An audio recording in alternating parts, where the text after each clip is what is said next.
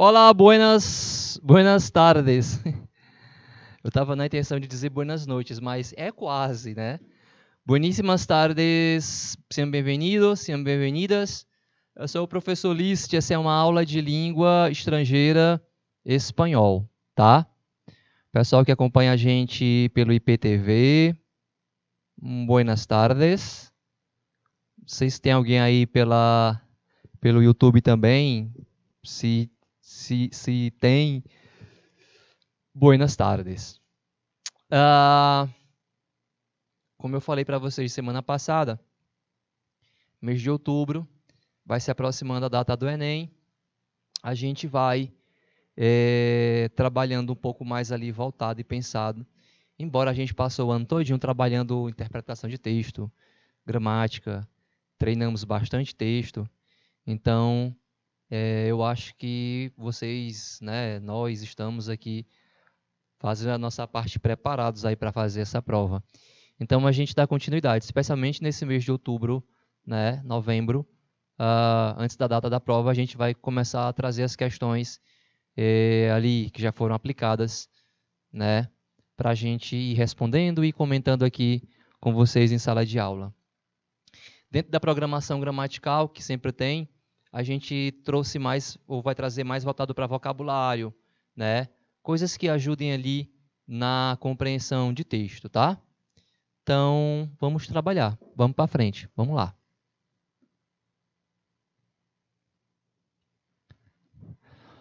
O conteúdo gramatical de hoje seria verbos como vocabulário e falsas cognatas. Não é propriamente diretamente falsa cognata, ou só falsa cognata, mas algumas coisas a respeito de falsa cognata a gente vai trabalhar, a gente vai ver aqui, tá? Quando eu falo verbos como vocabulário, é esse tipo de questão que você encontra aqui, ó.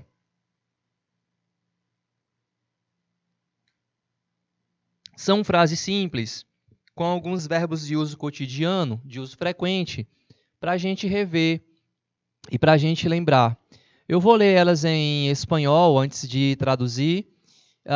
É também uma oportunidade para você fazer um exercício mental, né, de ver o que é que você lembra, se você entendeu, se entende. Nosotros já empezamos a trabalhar.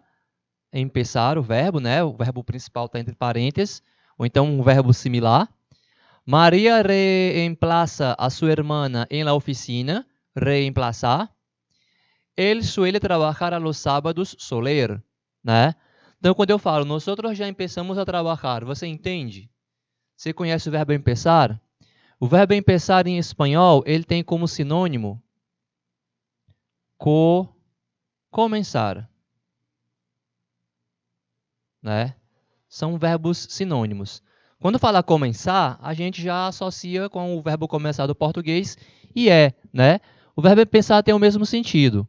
Já começamos, né, a trabalhar. Nós já começamos a trabalhar. 2. Maria reemplaça a sua hermana em la oficina. O verbo é o verbo reemplaçar. Ele poderia ser substituído pelo verbo substituir. E aí, Maria substitui sua irmã no trabalho, tá? Aqui nessa tradução eu usei trabalho, mas a palavra que aparece na frase original é oficina. Oficina em espanhol é escritório. Então a tradução literal, né? Não sei por que eu traduzi diferente, mas é para ser escritório, tá? Oficina, escritório. Reemplaça, substitui. Reemplaçar, substituir. Tá, beleza? 3. Él suele trabajar a los sábados. O verbo é o verbo soler. O verbo soler significa costumar. Ele costuma trabalhar aos sábados. Soler significa costumar. São verbos de uso frequente. São verbos do cotidiano que a gente está revendo aqui, relembrando, né? Dentro da nossa programação, ficou agora para esse período, para servir como também um pouco de revisão repasso para o Enem. Ok? Na continuação diz assim: El banco se ubica en la calle principal. O verbo é o verbo ubicar. Você lembra o que é ubicar? Eu estou colocando esses verbos entre parênteses porque é de uma atividade que geralmente quando eu faço presencialmente em sala de aula, né, os alunos usam dicionário, fazem consulta, e aí iriam achar o verbo no infinitivo. E também para que vocês saibam como é o verbo no infinitivo, né? Então, el banco se ubica en la calle principal. Yo extraño a mis padres. Não tem entre parênteses o verbo extrañar, mas tem uma mesma forma de dizer em espanhol que é echar de menos, né? Então, yo extraño, yo echo de menos, poderia ser também, funcionaria. Na tradução eu falo um pouco mais sobre isso. 6. No me acuerdo tu nombre. Não tem entre parênteses o verbo que está conjugado no infinitivo, mas eu coloco aqui. No me acuerdo é do verbo acordar, que é uma falsa cognata. Né? Então vamos à tradução. El banco se ubica en la calle principal seria o banco está localizado na rua principal. Né? Se ubica, está localizado. Então, ubicar é localizar e calle, rua. 5. Yo extraño a mis padres. Né? Vai ficar eu sinto falta dos meus pais. O verbo, esse verbo aqui, extraño, é o verbo extrañar.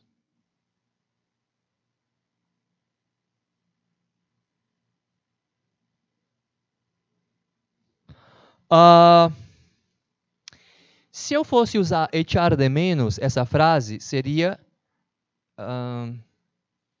pior que está aqui do lado da tradução. Não vou usar aqui a tradução para não ficar estranho. Vamos colocar aqui, né? Então, no lugar do extraño, eu vou puxar uma seta para cá, para cima. Ó. Ficaria echo, yo echo de menos. Tu echas de menos. Ele echa de menos. O verbo echar, ele é conjugado. Ele faz a concordância com o sujeito. Mas a combinação, né? Echar de menos é que traz o sentido. Que seria sentir falta.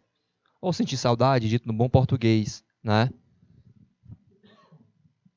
Esse verbo echar, a gente vai depois trabalhar, uma aula para falar sobre ele, porque ele aparece em muitas expressões em espanhol. Echar una siesta, que é tirar uma soneca depois do almoço. Echar a la basura, jogar algo fora. Então, o verbo echar, ele é muito usado em espanhol, combinado, e essa combinação dele com alguma coisa que dá sentido, né? O verbo echar, né? Echar de menos.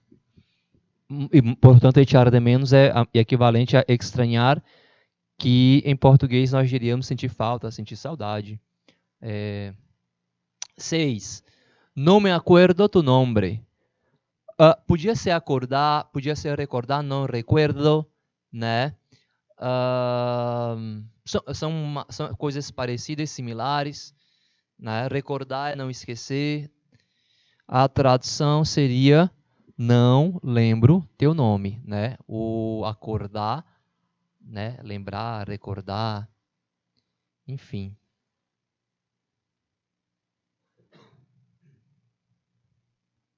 7,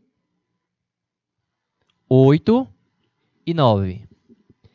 Ella se despierta a las 10. O verbo é o verbo despertar-se. Tem o mesmo sentido do português. Está aqui para... por causa do verbo acordar, que apareceu no slide anterior. A gente acabou de ver o verbo acordar, viu que é uma falsa cognata, significa lembrar, já que acordar em espanhol usa-se o verbo despertar. Despertar-se geralmente acompanhado de pronome reflexivo. 8. Hay que añadir açúcar al café. O verbo é o verbo añadir. Lembram o que é añadir? Dá para saber o significado pelo contexto do que está sendo dito. No pegues al niño. O verbo é o verbo pegar. Tradução. Ella se despierta a las 10. Ela se desperta, se acorda em português, né? Acordar é acordar, despertar. Às 10 horas. Hay que añadir açúcar al café. Tem que acrescentar açúcar ao café, né? Añadir, acrescentar. Añadir e acrescentar. E não pegues al niño, não bata na criança. Pegar é bater. Esse verbo pegar também pode ser colar. Deixa eu ver se ele... Pronto, ele aparece aqui na próxima frase. Geralmente, quando tem assim um verbo com mais de um sentido, ou para saber como é que fala então em português, eu coloco na sequência para que a gente fique sabendo. Né? Então, pegar em espanhol pode ser bater, como você está vendo aqui, na frase de número 9. Mas também pode ter um outro significado, como acontece no português, né? Um verbo pode ter mais de um sentido, mais de um significado. Que é o caso da frase de número 10. Hay que pegar los sellos. Tengo que firmar los documentos. Nadie contesta el teléfono.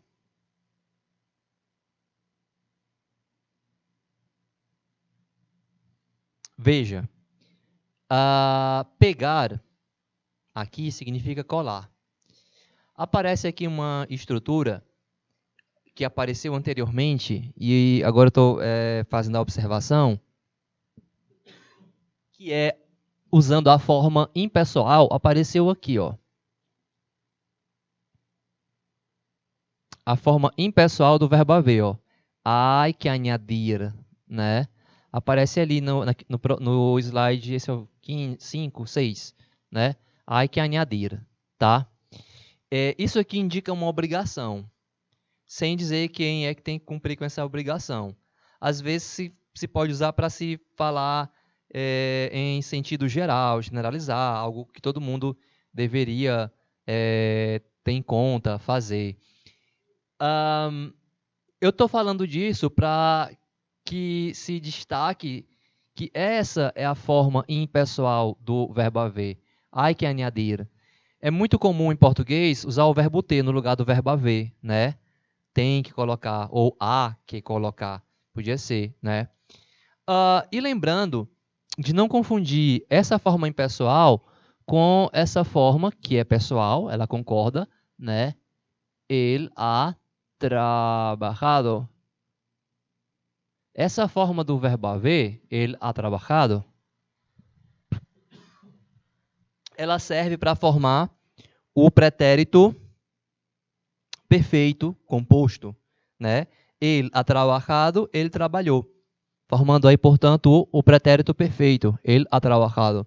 Então, não confunda esse ha trabajado, ha estudiado, ha venido, ha chegado, ha comprado, com a forma do verbo haver em português, em pessoal, não tem nada a ver. Né? Em espanhol, a forma do verbo haver em pessoal é essa aqui, hay que, né? Que dentro dessa estrutura, hay que infinitivo, indica uma obrigação, sem dizer quem tem que cumprir com a obrigação, como é o caso da 10ª questão.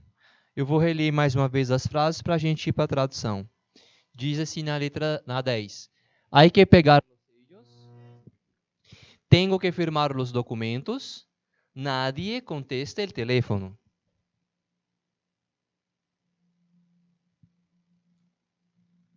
Hay que pegar los sellos. Tem que colar os selos, né? Aí é o verbo pegar com o sentido de colar.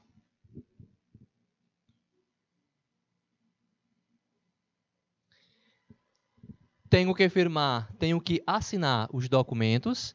Firmar já está aqui no infinitivo, né? Portanto, significa assinar. Em espanhol, firma também se usa para assinatura, la firma.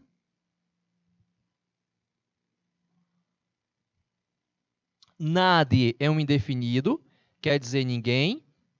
Então, nadie contesta o telefone, ninguém atende o telefone. Atende, responde, né?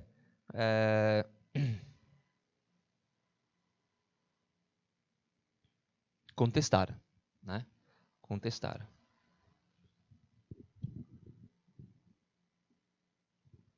Frase de número 13. Las chicas juegan con las muñecas, do verbo jugar. Los niños brincan en el césped, verbo brincar. Voy a colgar la ropa lavada. O verbo jugar, ele pode ter mais de um significado em espanhol. Ele pode significar brincar ou jogar. Então, las chicas juegan con las muñecas. As garotas brincam de bonecas, com as bonecas. Jugar, como eu falei, né? Pode ser brincar ou jogar, que me salió em espanhol. Jogar ou brincar. Brinquedo em espanhol é juguete. Juguete, como fala, é brinquedo em espanhol. 14. Los niños brincan en el césped. O verbo é o verbo brincar, é falsa cognata, significa pular. Os garotos pulam na grama. E 15. Voy a colgar la roupa lavada, né? Vou pendurar a roupa lavada. Colgar significa pendurar. Nessa última frase, a de número 15, reparem que a gente tem uma perífrase. O que vem a ser? É uma locução. Pode dizer que é uma locução. Quando eu uso mais de um verbo para dizer algo que eu poderia falar com um único verbo, né? Que seria o verbo ir, preposição a, mais um verbo no infinitivo. Isso aqui que eu destaquei, ó. Vou a colgar. Que em português você fala vou pendurar, né? Você está falando sobre uma ação futura. A diferença aqui, basicamente, é que em espanhol eles usam sempre a preposição. A preposição a entre o verbo ir e o verbo principal que está ali no infinitivo, tá? Voy a colgar, voy a trabajar, voy a estudiar, voy a viajar, né? Ele vai vir sempre da forma como vocês estão vendo aí. O verbo ir concorda com o sujeito, eu vou, tu vas, ele va. Preposição, infinitivo. Para escrever e para falar. Vocês já sabem que o espanhol, escrever e falar são duas coisas muito próximas, né? Se pode escrever como se fala e se fala como se escreve é próximo, né? Não é distante a forma como se fala de uma boa escrita. Bom, terminamos essa parte que envolve vocabulário, né? É de alguma forma um repasso, uma revisão de coisa de vocabulário que a gente viu durante as aulas. Então, imagino eu que você que está acompanhando, assistindo essa aula, deve ter lembrado de muita coisa, eu já conhecia muita coisa que estava aqui. O propósito é esse, né? É como se diz em espanhol, um repasso, repassar, né? Trazer novamente algumas coisas à memória. Interpretação.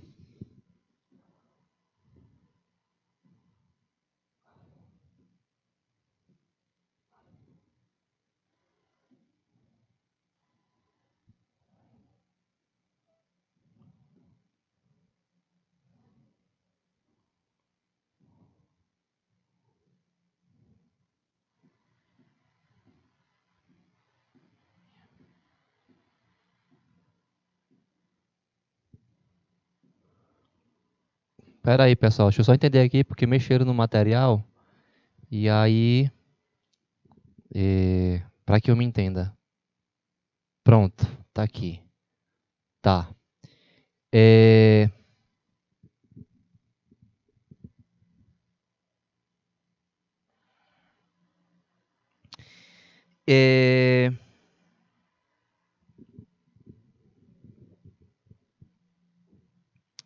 Vamos lá para a questão. a principal afirmação do texto. Eu vou aqui, não vai mudar muita coisa, tá? Mas eu vou trocar afirmação por informação, tá?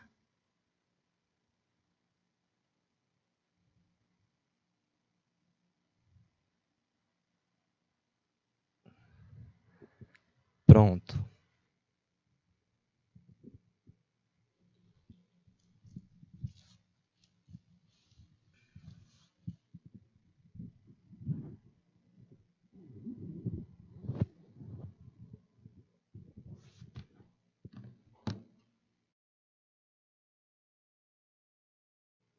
Ok. Então, voltando naquilo que a gente está habituado a fazer, a gente vai ler a questão antes de ir para o texto, tá? Deixem só aqui eu me organizar um minutinho. Ok.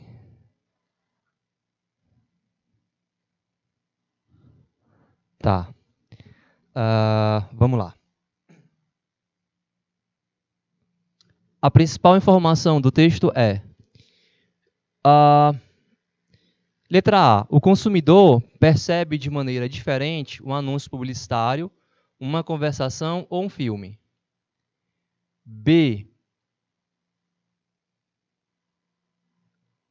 O anúncio publicitário desperta no receptor uma situação de permanente alerta, com o propósito de influenciar.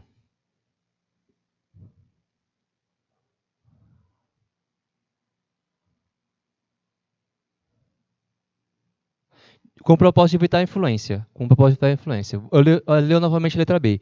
O anúncio publicitário desperta no receptor uma situação de permanente alerta, com o propósito de evitar influência. C. Tanto o receptor como o publicitário acredita estar assumindo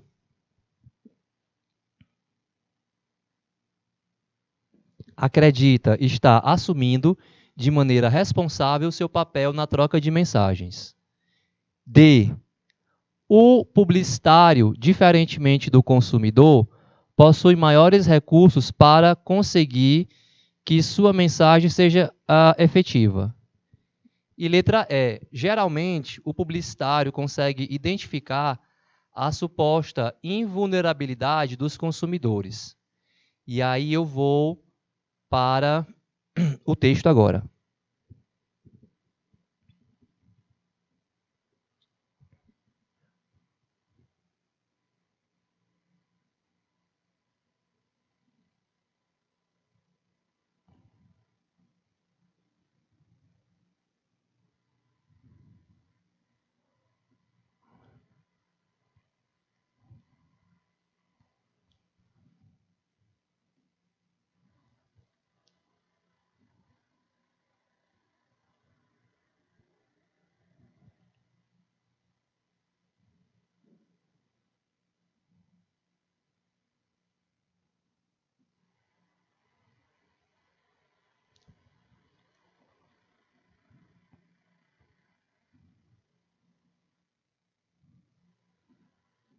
Pronto, está aqui o texto.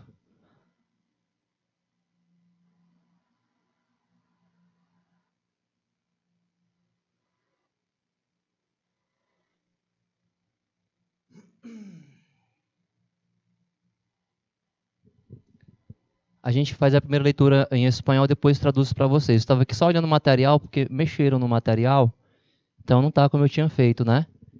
Então estava aqui conferindo para poder continuar aqui com vocês, tá bom? A gente vai conversar depois e resolver isso. ¿Por qué solemos admitir que nos influye una película o una conversación y no, en cambio, un anuncio? ¿Acaso porque estamos en guardia permanente? Sí, claro, pero eso el publicitario también lo sabe. y precisamente por ello juega con ventaja. El publicitario sabe que el consumidor cree estar preparado contra los anuncios, pero le consta que no lo está. Y en ese creer estar, pero no estar, reside su oportunidad. En esa oportunidad que casi siempre aprovecha.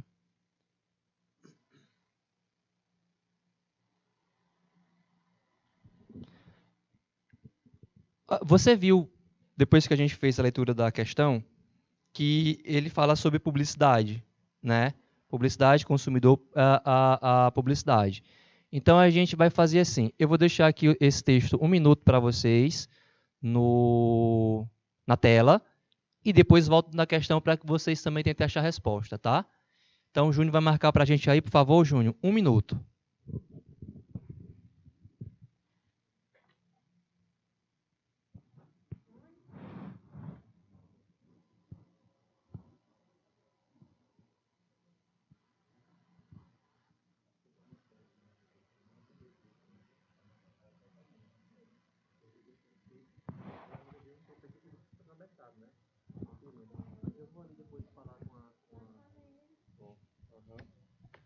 Não, porque ao começar falando de letra ou coisa assim tal, tudo bem. Agora mexer na minha estrutura sem falar, não...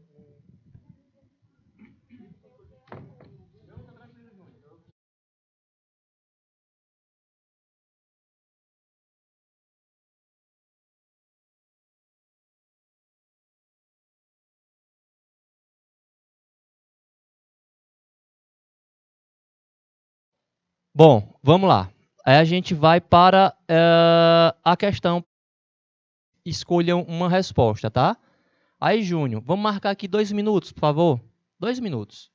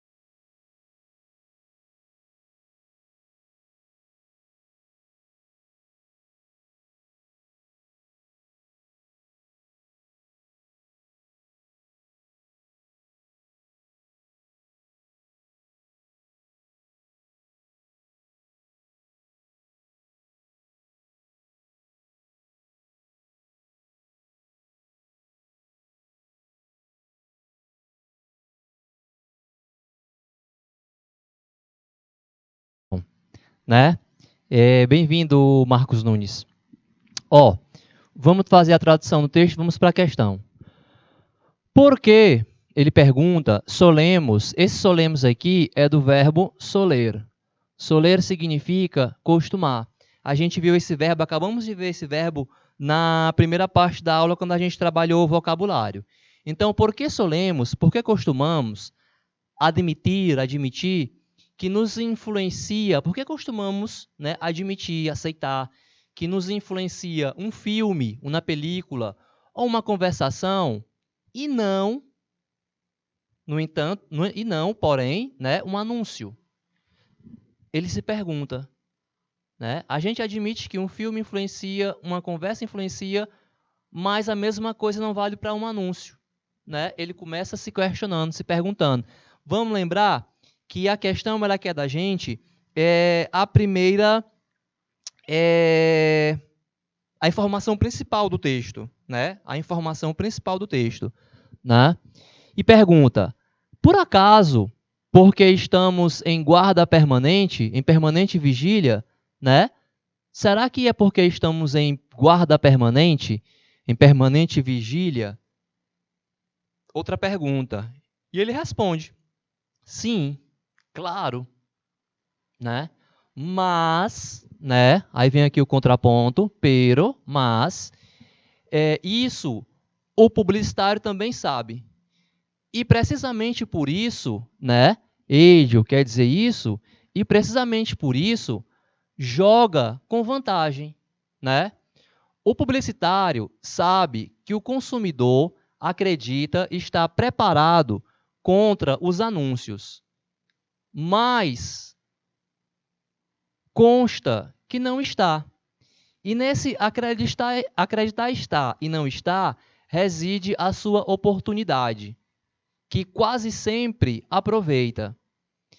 Eu não sei se vocês conseguiram já de imediato, a gente leu uma vez em espanhol e agora está lendo mais uma vez em português, mas ele faz aqui no começo algumas perguntas. A pergunta essencial, fundamental é: por que as pessoas não assumem, né, que são influenciadas por um anúncio, por uma publicidade? E aí se pergunta: por acaso nós estamos em guarda permanente, em vigília permanente, né? E responde: sim, claro, né? Ou seja, as pessoas estão constantemente, segundo aqui o texto, nesse alerta com relação à publicidade, anúncio. Aí ele diz, mas isso o quê?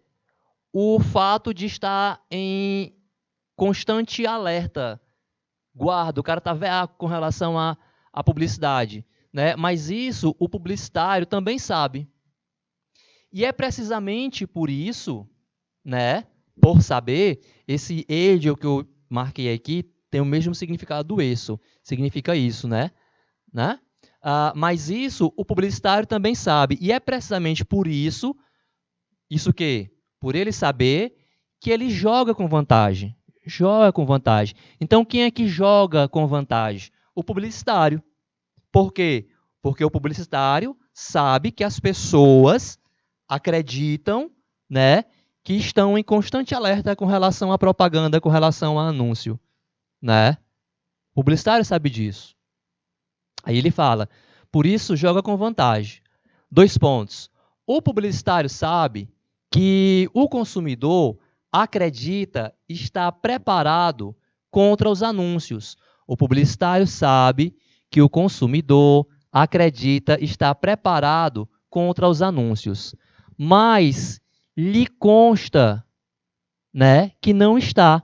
Mas lhe consta que não está. Aqui é interessante, pero le consta, esse le se refere ao publicitário, pero le consta que não está. A gente outro dia estava trabalhando o pronome oblíquo, né, pronome de objeto direto e indireto. Mas, né, pero le consta, consta a ele, ao publicitário, que não está. Ou seja, o publicitário sabe que não está. O consumidor acha que está preparado, mas o publicitário sabe disso, que ele acha que está, mas não está, né? E é nesse acreditar, estar preparado e não estar, crer estar, pero não estar, que reside a sua oportunidade. Oportunidade de quem? Para quem? Oportunidade do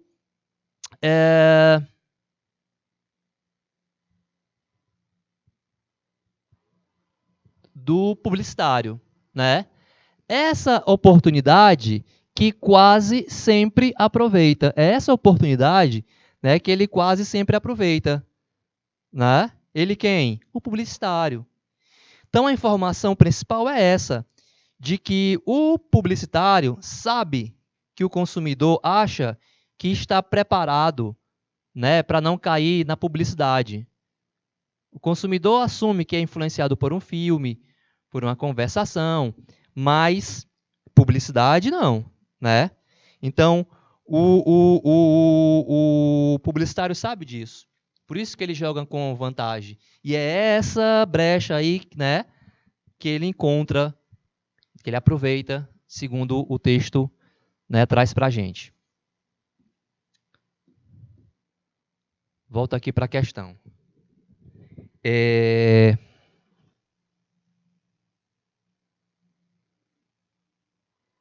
A principal informação do texto aqui tinha afirmação, né? A principal afirmação. Eu troquei por informação. Veja que não altera muito a resposta, não altera muito o que se quer da questão, né? Esse tipo de questão, a gente precisa entender que quando ele fala a principal informação, a principal afirmação, é porque pode ter mais de uma, né? E tem mais de uma. Ele traz para a gente ali mais de uma informação ou mais de uma afirmação, se você quiser, tá? Mas ele quer a principal. Aí ele diz assim, na letra A, o consumidor percebe de maneira diferente um anúncio publicitário, uma conversação ou um filme, né? Ou um filme. Sim, pode até ser, né? Que ele fala que as pessoas não admitem serem influenciadas pela publicidade. Então, porque elas percebem de forma diferente. Mas não é essa a principal informação ou afirmação do texto. Você entende? Aqui a gente tem que tomar cuidado com esse modelo de questão, porque geralmente a gente sai procurando o que é que tem errado, o que é que está de errado, né? Mas aqui ele vai trazer coisas que a gente tem ali no texto, né? Informações que podem estar ali, inclusive, como é o caso da letra A, o consumidor percebe de maneira diferente, né? Ele diz, eu acho que sim, né? Mas não é essa a principal, né? É o ponto de partida para ele chegar lá na reflexão, né? Na principal informação ou afirmação. B. O anúncio publicitário desperta no receptor uma situação de permanente alerta, com o propósito de evitar influência. Vou repetir. O anúncio publicitário desperta no receptor, o consumidor, uma situação de permanente alerta com o compromisso de evitar influência. Olha, essa não é a principal informação. O que ele fala na gente, com relação ao que se diz aqui, é que o receptor, o consumidor, acredita, né, está nessa alerta, né? Então não entra aqui como o que amarra a resposta a essa questão é isso aqui, ó, a principal, tá? C.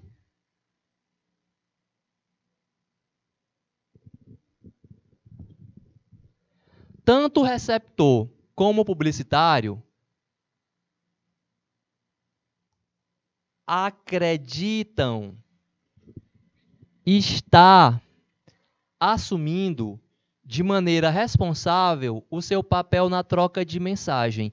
A letra C aí já é aquela que é criada pegando coisas do texto e criando outras afirmativas.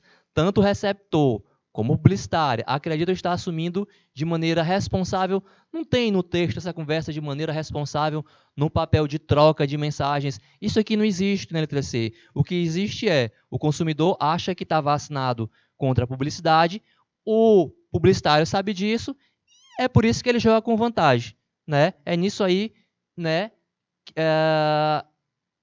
Essa brecha, essa informação que ele sabe, né, que faz com que ele jogue com vantagem. Quem é que nunca caiu, né, em publicidade, ou não cai, ou acredita, não é?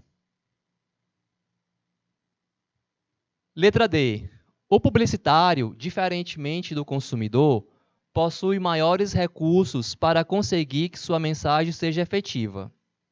E a letra E. Geralmente, o publicitário consegue identificar a suposta invulnerabilidade dos consumidores. Uma das duas é a resposta. Em uma das duas tem algo que me faz eliminar uma delas. que é que você marcaria aí? Letra D ou letra E?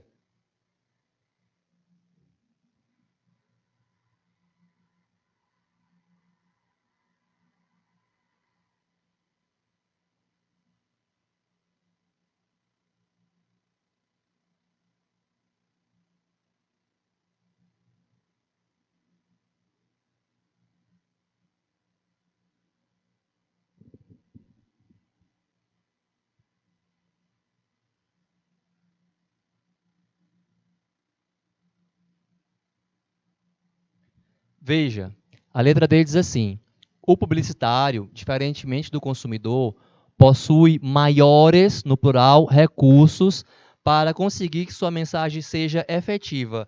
Não tem essa coisa plural, ele está falando aqui especificamente de algo que é o consumidor achar, né, que não influencia, o publicitário saber disso. A gente pode, inclusive, ir ali no texto, mexer no. Está aqui no texto, né? Onde diz assim.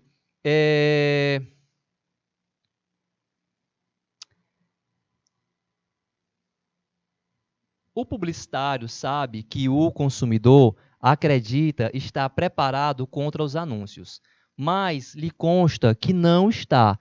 E é nesse acreditar estar e não estar que reside a sua oportunidade. Essa oportunidade, no singular, que quase sempre aproveita. A resposta para essa questão é a letra E. Geralmente, o publicitário consegue identificar a suposta invulnerabilidade dos consumidores, né? Esse achar está e não está. Essa é a primeira questão, responde ela a letra E.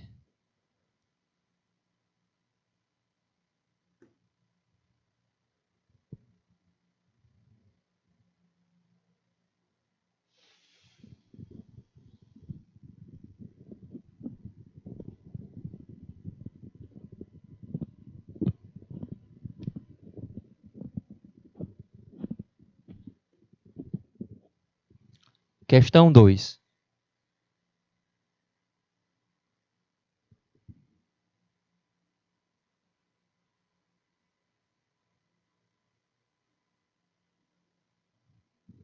A reportagem do jornal El País trata da história polêmica em relação à legalização do aborto na Argentina. Mediante o segundo parágrafo, a quem atualmente é permitido interromper a gravidez. É uma pergunta, né? E responde o texto. E que fala sobre um tema polêmico, como vocês viram, né? Que é a questão do aborto na Argentina. A gente vai ler as alternativas antes de fazer a leitura do texto, tá? Letra A. Apenas mulheres violentadas que possuam algum tipo de deficiência mental ou que a gravidez ponha em perigo a saúde da mãe. B. Qualquer mulher violentada, desde que requeira uma autorização judicial para a realização da cirurgia. C. Em caso de algum embaraço sofrido pela mulher proveniente de violação sexual. D. Qualquer mulher em caso de gravidez gerada por meio de uma violação sexual sem necessidade de ordem judicial. Letra E. Mulheres menores de idade e com problemas mentais, bem como as sanas que sofrem violação sexual, desde que façam requerimento à Suprema Corte. Olha, você vê que ele entra aqui em alguns detalhes, né, nas alternativas, mas a gente já sabe que vai falar sobre a questão do aborto, a quem é permitido, né? Fala-se da questão de ordem judicial, Suprema Corte. Então a gente já sabe que o texto vai trazer isso para a gente, né? Então a gente vai fazer a leitura com essa procurando entender, né, a quem atualmente é permitido, né, interromper a gravidez.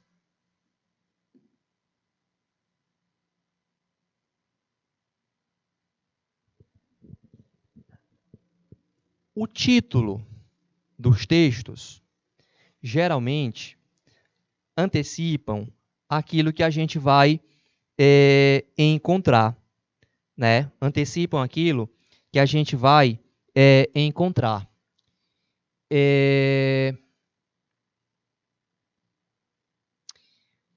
A gente sabe que tem texto com manchete sensacionalista, mas que não é o caso, a não ser que realmente a questão queira trabalhar isso, né?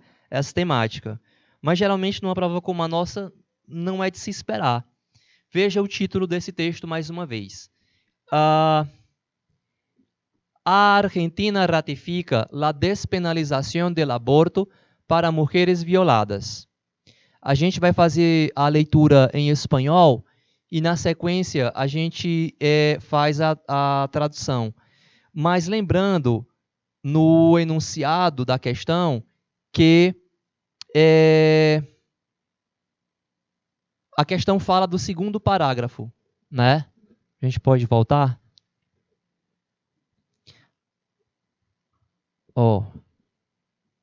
Mediante o segundo parágrafo, né? Mediante o segundo parágrafo.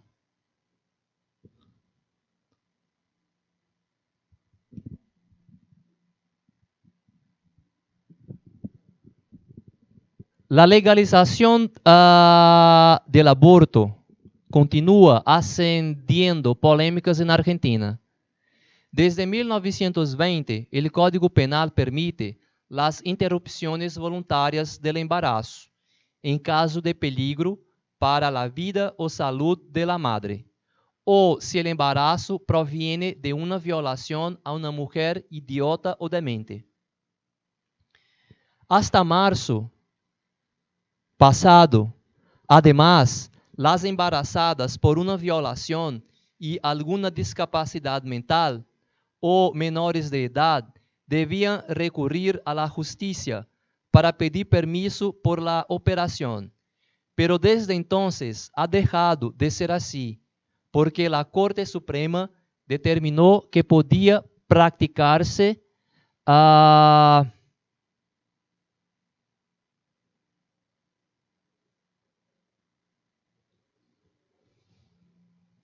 el aborto sin trámite judicial en todos los casos de violación, incluidas las de mujeres mentalmente sanas e incluso menores de edad. A partir de la sentencia del máximo tribunal de Argentina, la capital y cada una de las 23 provincias debían redactar sus protocolos para los llamados abortos no punibles.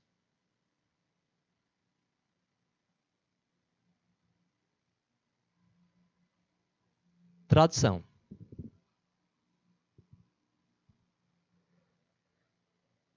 A Argentina ratifica a despenalização do aborto para mulheres violentadas, né? Violadas e violentadas. A legalização do aborto continua acendendo polêmica na Argentina. Desde 1920, o Código Penal permite as interrupções voluntárias da gravidez. Interessante que aqui aparece uma falsa cognata. Essa falsa cognata é embaraço. Essa falsa cognata é embaraço. E ela aparece na sequência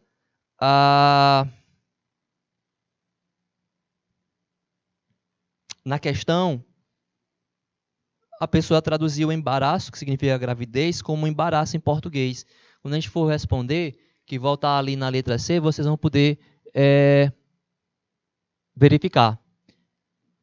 Permite as interrupções voluntárias da gravidez em caso de perigo para a vida ou saúde da mãe. Ou se a gravidez, né, ele embaraço, provém de uma violação a uma mulher.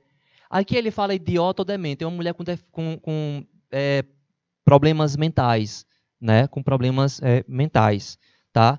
Em espanhol, chamar idiota não é ofensa, porque em português é muito forte a palavra, né? Então, doente mental, tá? Uma mulher doente mental, acho que é uma tradução apropriada, tá? Esse é o primeiro parágrafo, onde ele fala como era, né? Bom, como a própria questão me indicou, a nossa resposta ela vai estar aqui pelo segundo parágrafo, que diz assim: hasta até março passado, además, as grávidas, além das grávidas por uma violação, até março passado, além das grávidas por uma violação, por um estupro, e alguma discapacidade mental, ou menores de idade, deveriam recorrer à justiça para pedir permissão para a operação. Aí o contraponto, né? A oposição, né? O pero, né? A adversativa, que são pontos para elaborar a questão. E vem daí para a gente, ó. Pero, mas, desde então, deixou de ser assim porque a Corte Suprema determinou que podia praticar o aborto, né? Mas desde então, né? Então a partir de agora, deixou de ser assim, porque a Corte Suprema determinou que podia praticar-se o aborto sem trâmite judicial em todos os casos de violação. Então veja que ele está falando, né, de como é a partir de então, de qual foi a decisão. Mas desde então deixou de ser assim, porque a Suprema Corte determinou que se pode praticar, né, o aborto sem trâmite judicial em todos os casos de estupro, incluídas as mulheres mentalmente saudáveis e, inclusive, menores de idade. Tá? Então, a resposta está aqui. O que a gente estava procurando, o que a gente precisa para responder a questão, aparece aqui, né? Quando ele fala que a Suprema Corte determinou que pode praticar aborto, pode fazer o aborto sem trâmite judicial, portanto, sem recorrer à justiça, em todos os casos de estupro. Foi estupro, então pode fazer o aborto sem precisar ir à justiça. Aí incluídas, né, as mulheres mentalmente saudáveis, as mulheres que não têm nenhum problema mental, né, e também aí as menores de idade. A partir da sentença do Supremo Tribunal, Máximo Tribunal da Argentina, a capital e cada uma das 23 províncias devem redatar seus protocolos para os chamados abortos não puníveis. Vamos achar a resposta, né? Eu vou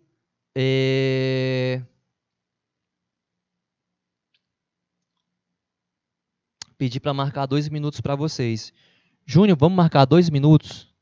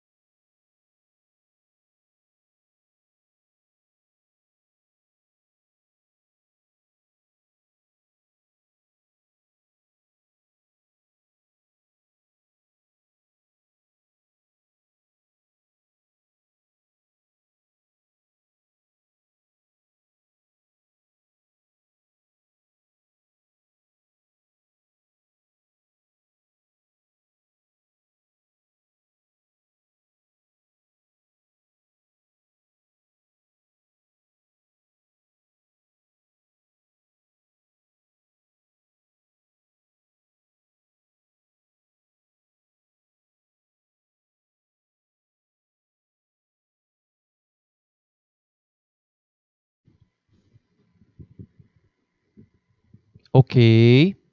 Então, bora lá. A reportagem do jornal El País trata da história polêmica em relação à legalização do aborto na Argentina. Mediante o segundo parágrafo, a quem atualmente é permitido interromper a gravidez? Ele pergunta. A letra A fala, aqui sim, a gente pode fazer naquele estilo que a gente está acostumado, né? Por eliminação. Sair procurando o que é que está errado e eliminar. Então, apenas mulheres violentadas que possuam algum tipo de deficiência mental ou que a gravidez ponha em perigo a saúde da mãe. Não, né? Apenas mulheres violentadas não. Ali se fala qualquer mulher que tenha sido vítima, né, de estupro, para dizer a palavra, né, correta. Ou a palavra do que é em si, né? B. Qualquer mulher violentada, até aí tá ok, qualquer mulher violentada, né, desde que requeira uma autorização judicial para a legalização da cirurgia.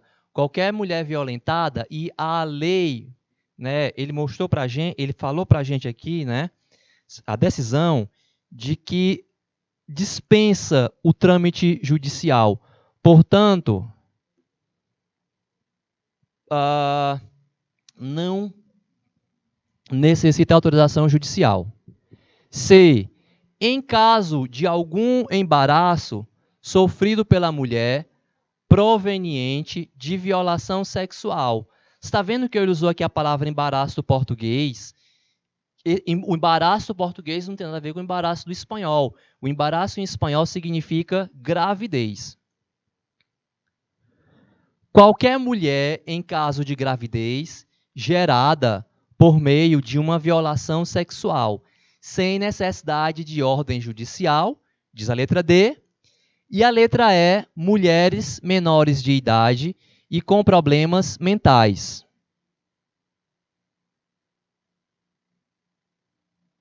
Bem como sanas que sofreram violação sexual, desde que façam requerimento à Suprema Corte do país.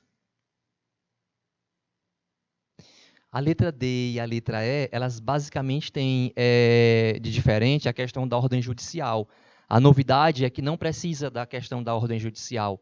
Então, a resposta é a letra D. A letra D e a letra E, ela entra dentro daquilo de que, né, uma diz o contrário da outra. E a gente chegou ao final da aula, tá?